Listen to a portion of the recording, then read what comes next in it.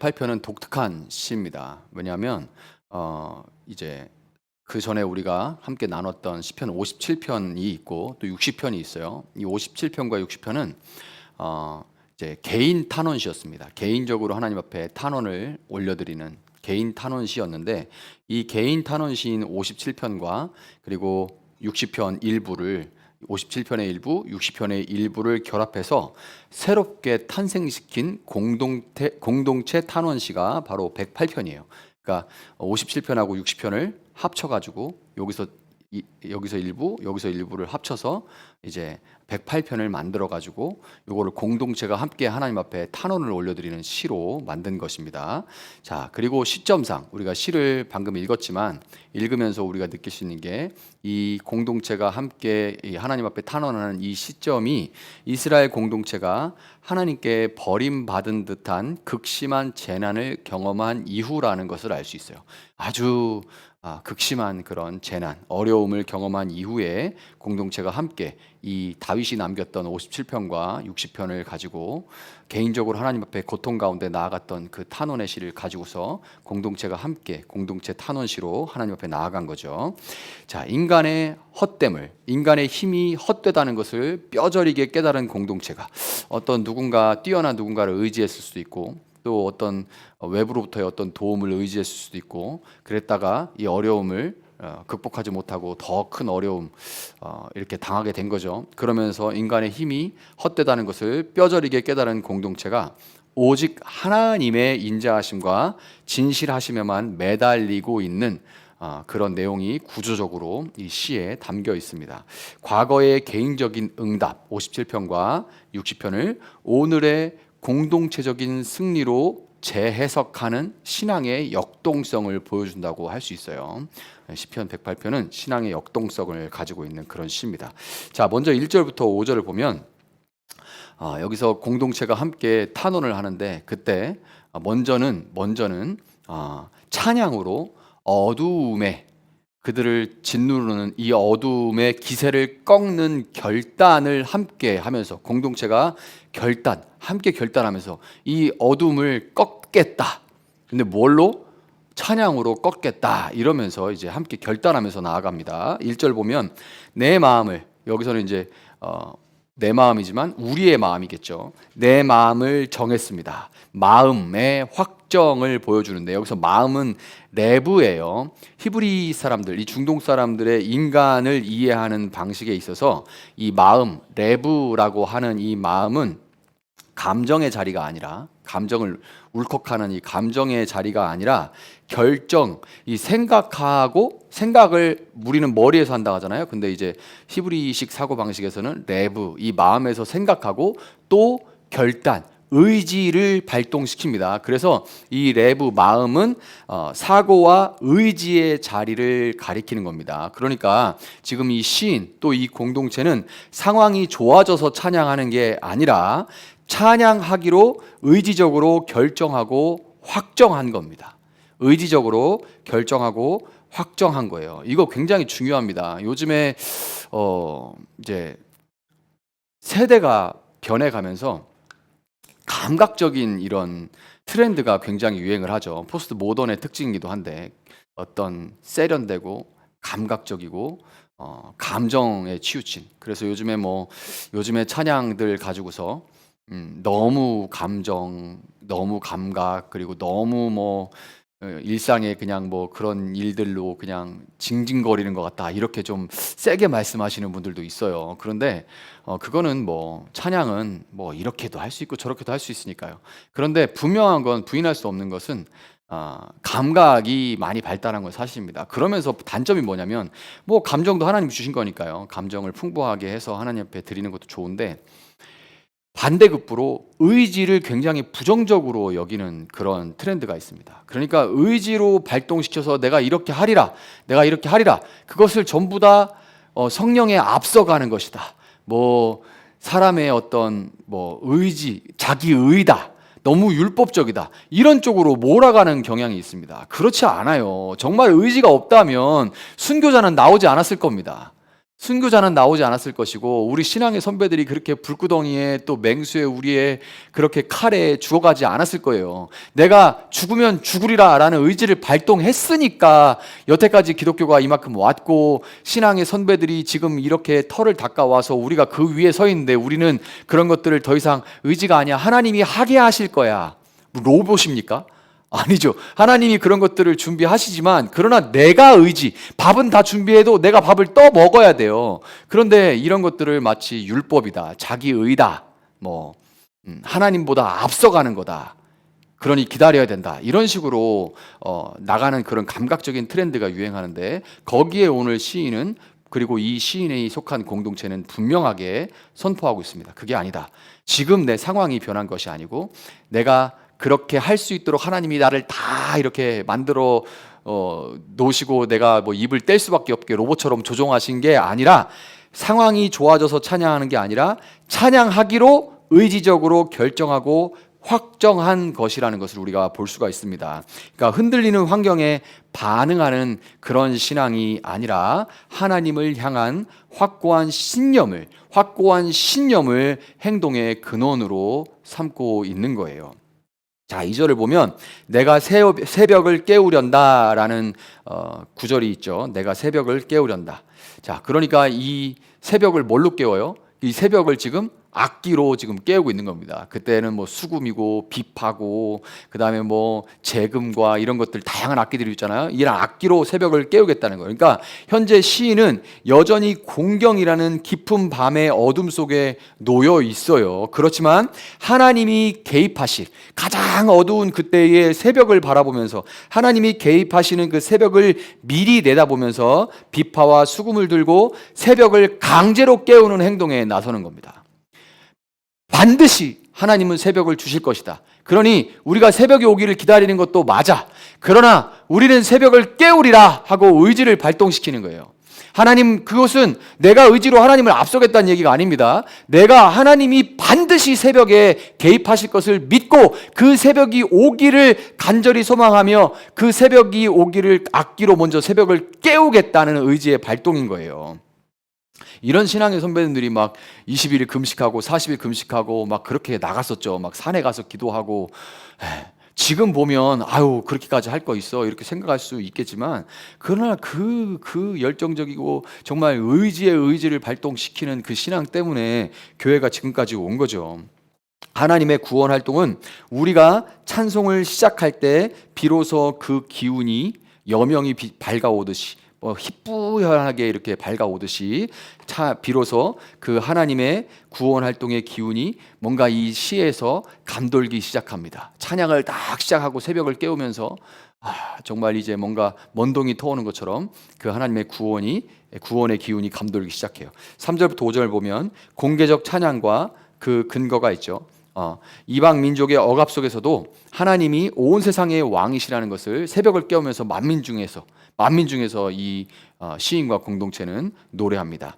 왜 그러냐면 이 찬양의 유일한 근거는 어떤 상황의 반전이나 뭔가 지금 나아져서 그럴 만한 찬양의 거리가 있어서가 아니라 하늘보다 높고 구름까지 닿는 하나님의 인자하심, 헤세드와 진실하심, 에메트, 하나님의 헤세드와 에메트, 인자하심과 진실하심 그것 자체로 하나님을 우리가 높이겠다는 거예요.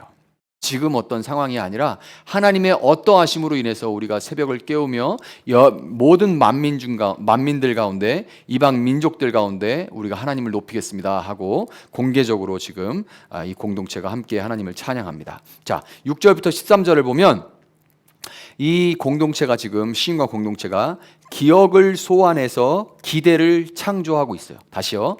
기억을 소환해서 기대를 창조하고 있습니다. 7절부터 9절 보면 과거의 영광을 현재의 확신으로 바꾸는 작업을 하고 있다는 것을 볼 수 있어요. 하나님의 선하심과 인자하심을 막 높이 찬양을 하고 온 공동체가 찬양을 하면서 그때 뭐 하냐면 그때 필요한 게 뭐예요? 그때 필요한 거. 과거에 하나님이 행하신 일. 그 기억을 과거의 영광을 현재의 확신으로 바꿔나가는 만들어가는 그 작업을 하고 있습니다. 기도의 응답이 보이지 않을 때 시인은 하나님이 과거에 행하신 일들을 소환해요. 그래서 이런 단어들이 나오죠. 세겜 그리고 숫꽃 이런 거 나옵니다. 세겜은 뭐예요? 우리 야곱 이야기 나올 때 우리가 세겜 숫곳을 볼 수 있는데, 세겜은 요단강 서쪽의 핵심이고 숫곳은 동쪽에 있는 성읍입니다. 이 세겜과 숫곳은 다윗과 솔로몬 시절의 통일 왕국의 위엄을 상징하는 도시들입니다. 그래서 그 지역 전체를 아우르는, 그것이 굉장히 이렇게 좁아지고 다윗 때 솔로몬 때는 아주 막 이제 하나님께서 약속하신 모든 땅을 다 차지하고 있다가 그게 쪼그라들고 이러죠. 그러나 이 세겜과 숫곳, 요 두 도시를 통해, 성읍을 통해서 다윗과 솔로몬 시절의 통일 왕국의 위엄을 보여주고 있는 거예요. 그리고 길르앗, 므낫세 이렇게 나오죠. 길르앗, 므낫세도 역시 요단강 동편과 서편의 그 도시들, 성읍들을 가리키는 겁니다. 이 모든 지역을 아우르던 이 하나님이 우리에게 행하셨던 일, 동쪽에서 바산한 옥과 이런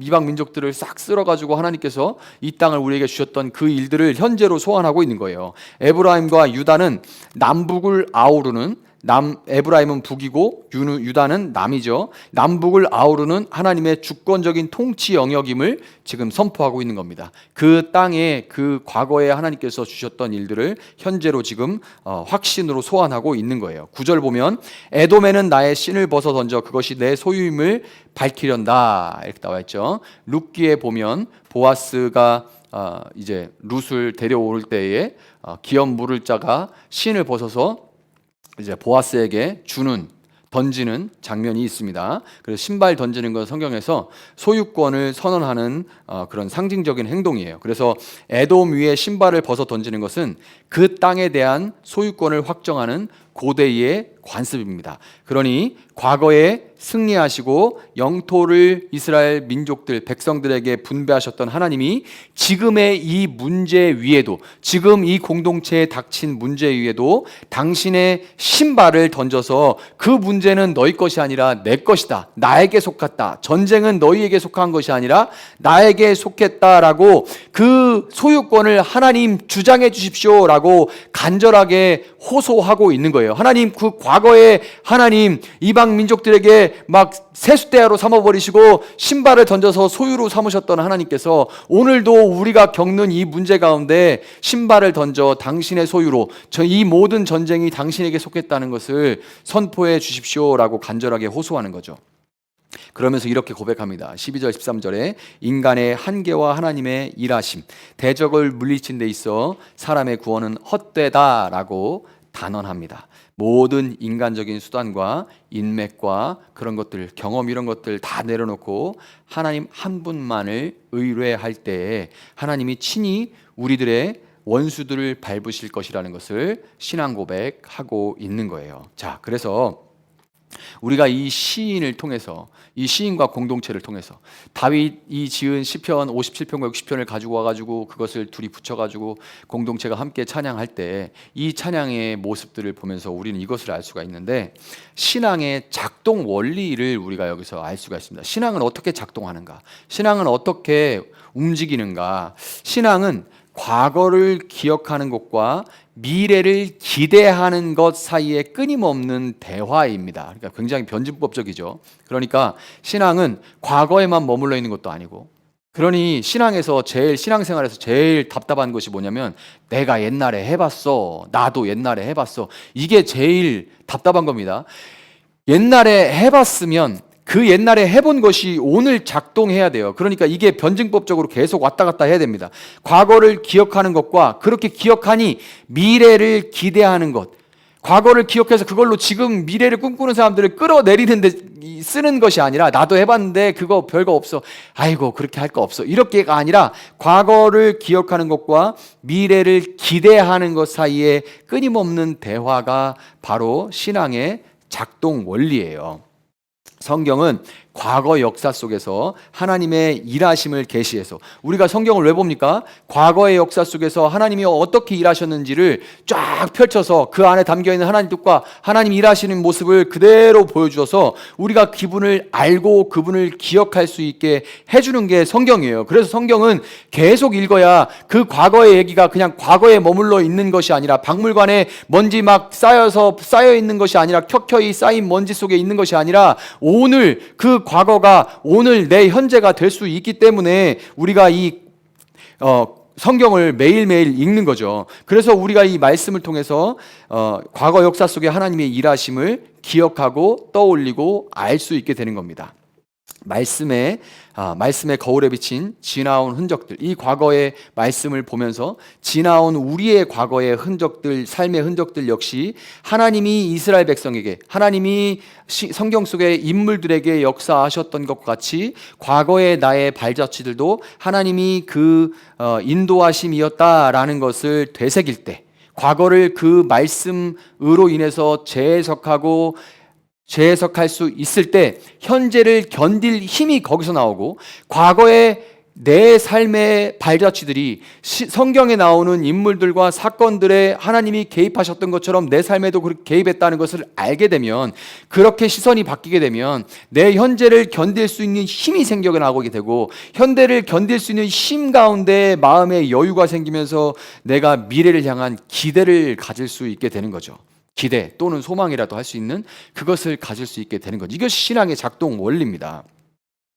그래서 먼저 하나님의 헤세드와 에메트를 찬양하면서 우리는 먼저 찬양으로, 괜히 이 수요기도회 찬양으로 시작하는 게 아니에요. 뭔가 화려한 그런 찬양은 아니지만 찬양으로 이 하나님의 선하심과 인자하심을 찬양하면서 먼저 우리 마음을 여는 겁니다.